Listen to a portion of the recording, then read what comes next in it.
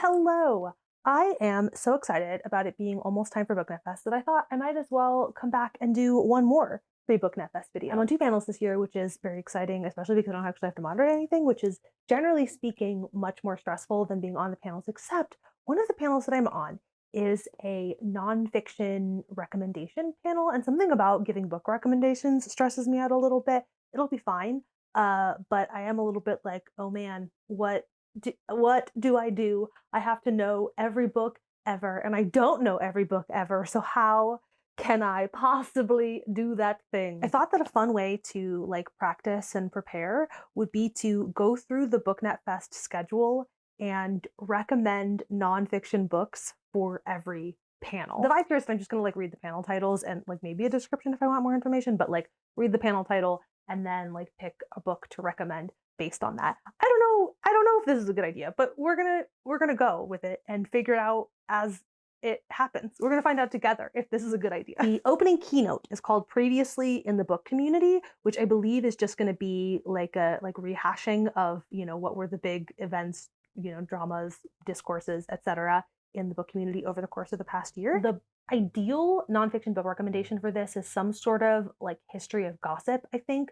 Like, I don't know, Normal Gossip, the podcast, but as a nonfiction book, which first of all sounds like an amazing book that I would love to read, but I don't know it. So if you do, let me know in the comments if, like the vibe of what I'm describing is a book that you know exists and you've read and can recommend, please let me know. Of the books that I actually have read and know and can recommend, I think that my best bet is Emily Nussbaum's Cue the Sun, The Invention of Reality TV. This is a reach. I know it's a reach. Okay, listen, walk with me. This only makes sense because I teed this up with my like hypothetical recommendation of the gossip book.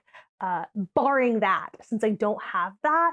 Oh, okay, wait. I have a better one. This book is a delight. At times it is a little bit upsetting, to be perfectly honest with you, but it like charts the evolution of reality TV and is a ton of fun.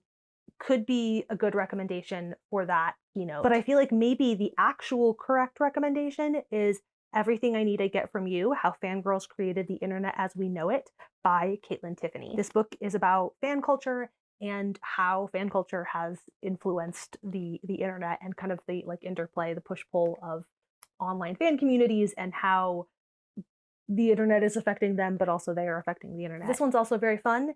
And this is the book that I recommend if you are excited about the opening keynote. Next panel, But Daddy, I Love Them, The Appeal of Dark Romance. Woof. Oh no, I actually already regret. I'm having a real don't think of an elephant moment where something popped into my head immediately. And I was like, no, I can't say that. I gotta come up with something else. But I don't think that I'm going to be able to come up with my something else. So the nonfiction book that I'm gonna recommend to this panel is No Visible Bruises, What We Don't Know About Domestic Violence Can Kill Us by Louise Snyder. And I'm just going to leave that one at that. No Visible Bruises is actually incredible. I do highly recommend it. It's a very tough read at times, but it is really well done and very worth your time as long as you can sort of mentally and emotionally steel yourself for the experience going into it. Next, Escaping Into What? Reading, Reality, and Responsibility. Reading for escapism is often seen as a retreat, a way to find comfort, distraction, or relief from the weight of the world. Join us as we explore what we really mean when we say we read to escape. We'll look at that idea and how that idea shapes bookish communities, online discourse, and the broader media landscape, and what it means to find refuge in fiction while staying present with the world around us. I'm going to recommend Read Dangerously, The Subversive Power of Literature in Troubled Times by Azar Nafisi. Nafisi is a writer and a professor of English. After the first Trump election, or I guess right before it, October of 2016, she sat down to write a letter to her father, who had been dead for 12 years at that time, just about like reading in that time, just exploring the power of literature during very fraught sort of political moments. I should also add that her family is Iranian. Her dad had once been like mayor of Tehran, and so she's not new to political unrest. She's like reflecting on the role of literature in these times, and also like on her father and wanting to be able to talk to her dad about all of this. This one, hit me personally, but I think it is really lovely. It's short, so not a big ask, and highly recommend if you're trying to ponder what exactly escapism means for you. I'm not feeling like maybe I should save this one for a different panel because there's a couple other things kind of in this vein. Okay, so actually for the escapism panel, I'm going to recommend Olivia Laing's The Lonely City, Adventures in the Art of Being Alone. This one's also a little bit of a reach. This is, let's see, a beautiful meander of a book, the New Yorker calls it. It's a book about loneliness, but more specifically, it's a book about art about loneliness, and sort of like unpacking those ideas and how other artists unpack those ideas. And I feel like that is closer to the vibe of the description of the escapism panel. This makes sense in my head. I don't know if it will make sense in yours. The next panel is Reading Under Threat. As censorship and authoritarianism gain ground in the US, book communities are feeling the impact from banned books to politicized libraries to classroom restrictions. This panel looks at how authoritarian movements try to control what we read, teach, and imagine. We'll talk about the impacts on readers, writers, educators, and content creators, especially those from marginalized communities, and explore what resistance can look like. And for that panel, for the Reading Under Threat panel, I recommend Azar Nafisi's Read Dangerously, The Subversive Power of Literature in Troubled Times. That feels like a more accurate match. R.I.P. TikTok, long live TikTok. I'm gonna actually do something that I don't want to do a ton of and recommend a book I haven't read yet, but that I do own. I'm gonna treat this as my sign that I should bring this book with me and like have read it by BookNet Fest, okay? So if you're seeing this video, you should ask me if I finally read this book that I have.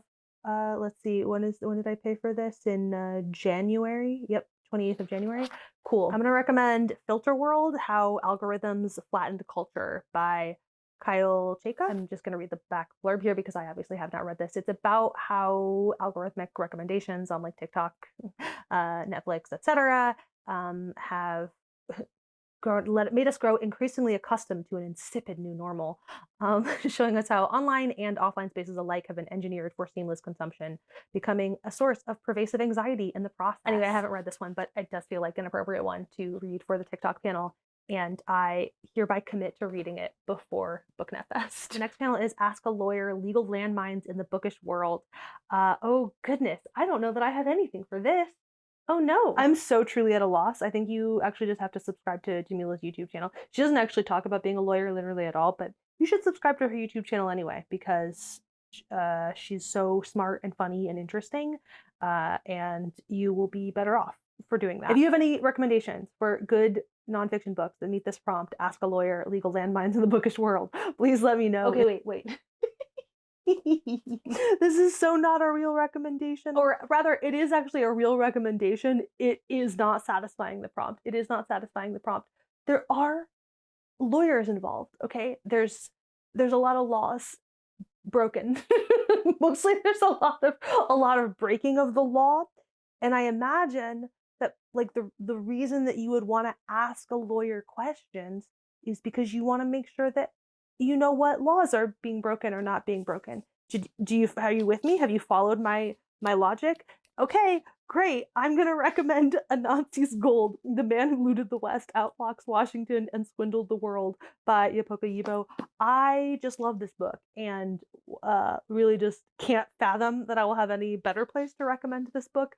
And this doesn't really make sense, but I want you to all gaslight yourselves believing it does. This is a book about a man who was in the US ostensibly for college, but like not actually, in 1957 at the time of Ghanaian independence, and how he managed to like con a bunch of people into believing that he had access to this like secret trove of money. There's a ton of interesting history of Ghana and like the broader kind of, I don't know, geopolitics of this moment in time as formerly colonized nations were declaring their independence and so on and so forth. And I just think this book is really, really interesting and you should read it and pretend that I satisfied the prompt. Thank you. Okay, the next panel is The Art of the Review. I assume this is about, you know, writing and creating and sharing good reviews.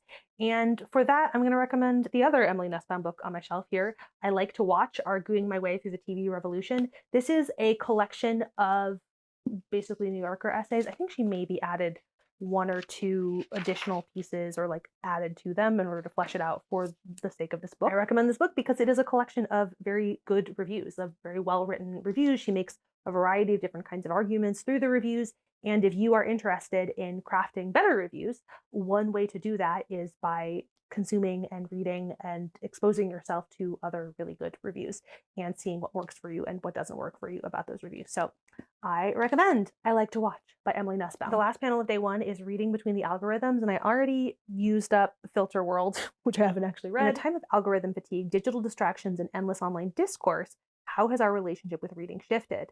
Okay, wait. For that, I'm going to go with Mood Machine, The Rise of Spotify and the Costs of the Perfect Playlist by Liz Pelly. I have talked about this book on this channel before, in addition to, obviously, we've had Nonfiction Book Club live streams about most of these books that I have picked up so far. This book is about the ways in which Spotify and its ilk have changed our relationship to music, and it has changed the artist's relationship to their own work and like the industry as a whole and all of those things in ways that I think are very applicable to any conversation about any other media and how all of these algorithms and how, the internet in general has changed our relationship to media. So I think that Mood Machine would be an excellent companion to that panel. Moving on to day two, which begins with Shelfmates, Building Friendship in Bookish Spaces. And for that, I'm going to recommend Big Friendship, How We Keep Each Other Close by the co-host of the Call Your Girlfriend podcast. These two women have this very public friendship. They host this podcast together. They're very online. And it's a little bit of a memoir of their friendship and also advice about, how they have maintained that friendship and valued that friendship and nurtured it and whatnot. And so yeah. Big Friendship is the one I recommend for the Shelfmates panel. The next panel is More Than One Story, The Diversity of Latin Literature. I feel like if I thought about this longer, I could probably come up with a better recommendation, but I do happen to be in the middle of reading a book that is applicable, Defectors, The Rise of the Latino Far Right and What It Means for America by Paula Ramos. Mostly I read it because multiple mutuals who I respect talked about this book as important reading for not treating Latin people as a monolith. And so I don't know. I think that there's probably something more uplifting. It feels like not the correct vibe for the panel, but it also feels like it would be useful reading to bring into this panel. So that's my recommendation, and I'll leave it alone. The next panel is mine. Fact Meets Fiction, Nonfiction Rex for Fiction Lovers. So I don't feel like I have to come up with one for that. I actually do feel like this would be an appropriate one to mention Anansi's Gold for, because it is extremely narrative, and so I feel like it would be really accessible to people for that reason. I actually think Set the Night on Fire, LA in the 60s. It's a very thick book, which I feel like is probably off-putting if you don't read a lot of nonfiction and you look at that and you go, oh, I don't want to do all that. But it is also fairly narrative, and I feel like that would keep it pretty engaging. That thickness complaint is also true of this book, but really, really, truly cannot stress enough how readable this book is. The Warmth of Other Suns, The Epic Story of America's Great Migration by Isabel Wilkerson. The Great Migration being that of Black people out of the South. She follows three different real people who are all a decade or two apart from one another, and uses their very specific, very personal experiences as the through line to add on the bigger socio-political stuff that is happening around them. And so I think that this is a really good book for somebody who doesn't necessarily read a lot of nonfiction, setting aside the fact that it's very thick. I do know that it's very thick, but I promise that it's also very readable. I could probably also recommend any of the memoirs on my shelf for that purpose. Crying in H Mart by Michelle Zauner is, it will make you cry. Okay, the next panel is Disrupting Traditional Publishing Models, and I feel like this is maybe a reach. I don't know. But it just feels true in my heart.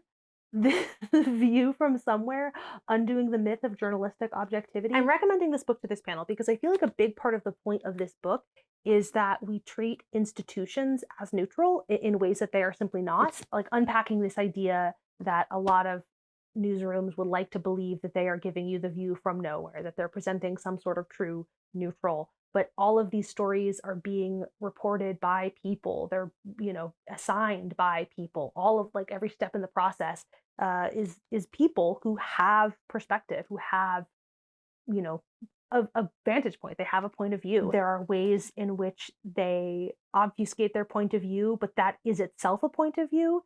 And I think that the myth of journalistic objectivity has a lot of tie-ins, I think, to how people think about the traditional publishing model, maybe. In both cases, you have like legacy institutions being the arbiter of what is true and of what is valuable in ways that present themselves as neutral but are fundamentally not.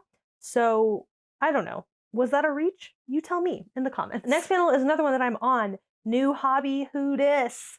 And we're talking about like cozy hobbies and embracing the beginner mindset and finding joy in learning something for the first time. I'm gonna dig into my like self-help reading days instead of my, learn something book recommendations. And I'm gonna go with Big Magic by Elizabeth Gilbert.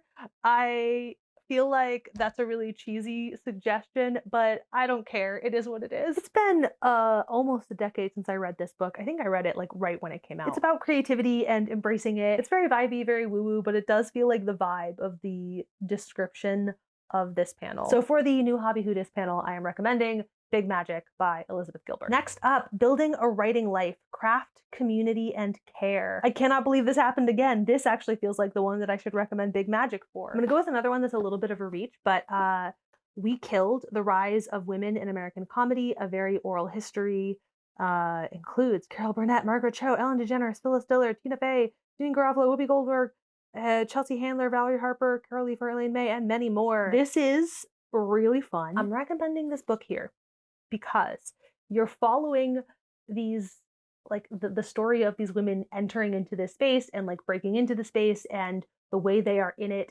together. And like, I don't know, there are parts of this where they are describing women who kind of were their heroes to them, or like people describing their own experiences, and you get kind of that mix there, that push and pull. I'm obviously struggling with this, but I'm so glad I'm doing this, because imagine how much more I would be struggling if I just tried to do this for the first time on a panel. The next panel is Sinners and the Power of Black Storytelling. Ooh, I have not actually read this book, but at the top of my bookshop.org wishlist. Darkly, Black History and America's Gothic Soul by Layla Taylor. It's a fascinating journey into the dark heart of the American Gothic that analyzed its connections to race and racism in 21st century America.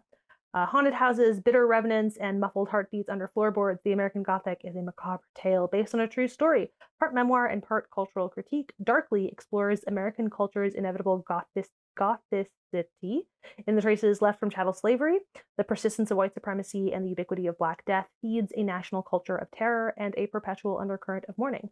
If the Gothic narrative is metabolized fear, the Goth aesthetic is it cut off. Okay, well, anyway, so yeah, that's my recommendation. Darkly, Black History, and America's Gothic Soul by Layla Taylor. Okay, we're almost there. We have 2 more panels. Booked and Busy, A Guide to Bookish Content Creation. Honestly, the nonfiction book that I would recommend to you is a planner. It's actually kind of embarrassing to me that I don't have a good recommendation here. Like, I feel that I should. I have like decade-old books about YouTube that are almost certainly not relevant anymore. I'm also very much at a loss for this one, but if you have any suggestions, please let me know in the comments. I would especially love it if you have to take a journey to get there, if you have to...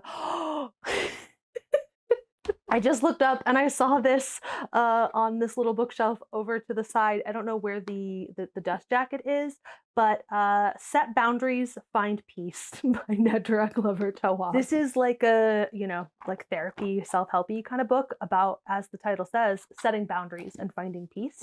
And so that's the one that I recommend to people who are interested in the Booked and Busy, A Guide to Bookish Content Creation panel. And finally, the last panel is Hot Takes and Hard Truths, part confession booth, part group therapy, and fully bookish chaos. This interactive panel is all about saying the quiet part out loud. Hosted by Sam and Maddie, this interactive panel invites the audience to jump in, shout out, or step up to the mic and respond to spicy prompts like a book you think is overrated, respectfully, the bookish hill you'll die on, or what you wish more readers would admit. Come ready to laugh, confess, commiserate, and bond over the opinions you thought you were keeping to yourself.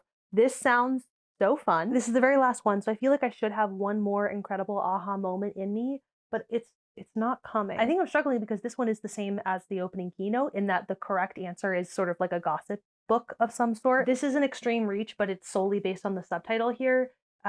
Kelly and Zach Wienersmith's A City on Mars. Can we settle space? Should we settle space? And have we really thought this through? Right? Like, there's a way in which the whole project here for this book is fundamentally a response to other people's bad ideas. This is also a great book for people who don't read a lot of nonfiction because it's full of little cartoons he drew there's cartoons in it. It's so cute. It's so fun. I also feel like memoirs in general have a similar energy to the energy of that description. And I'm just grabbing Somebody's Daughter by Ashley C. Ford. The specific thing that I thought of with this book is the ways in which she talks about the experience of navigating writing a memoir and talking about people in her life and, representing them in a way that they're not going to be thrilled about, but also like that's her experience. And, it's a little bit of the, if you didn't want me to talk about what you did, you shouldn't have done it. But more gracious than that. And I don't know, that also feels kind of like connected. I admitted up front that I didn't have any great suggestions for this one. I also want to double back to the Reading Under Threat panel and add A Paradise Built in Hell, The Extraordinary Communities That Arise in Disaster by Rebecca Solnit. This is a really compelling book that talks about a lot of terrible shit happening to people in a way that is also somehow incredibly hopeful. The most startling thing about disasters, according to award-winning author Rebecca Solnit, is not merely that so many people rise to the occasion, but that they do so with joy. That joy reveals an ordinarily unmet yearning for community, purposefulness, and meaningful work that disaster often provides. A Paradise Built in Hell is an investigation of the moments of altruism, resourcefulness, and generosity that arise amid disasters, grief, and disruption, and considers their implications for everyday life. It points to a new vision of what society could become, one that is less authoritarian and fearful, and more collaborative and local. Just tacking this recommendation on here at the end, A Paradise Built in Hell, The Extraordinary Communities That Arise in Disaster by Rebecca Solnit. And that's it. That's my attempt at using all of the BookNet Fest panels as prompts to recommend a bunch of nonfiction books. This did not in any way alleviate my anxiety about my ability to participate in this panel. I would argue that it has in fact left me feeling even less confident about my ability to contribute meaningfully to this panel. But that's okay. That's okay. It's going to be fine. Anyway, if you're coming to BookNet Fest, I hope to see you there. If you can't make it this year, maybe take this as your sign to start planning now to be able to come next year. It is truly so much fun and such a beautiful communal environment to be in, and I am really, truly looking forward to it. And if you have thoughts on any of my recommendations, or most especially recommendations of your own, please, please, please let me know in the comments. I was really just vibing my way through these prompts, such as they were. And I would love to hear some other recommendations. I need all the recommendations you can give me, in fact, because I have to be prepared to give recommendations. And so if you can give me more, that would be so helpful. Thank you. Okay, bye.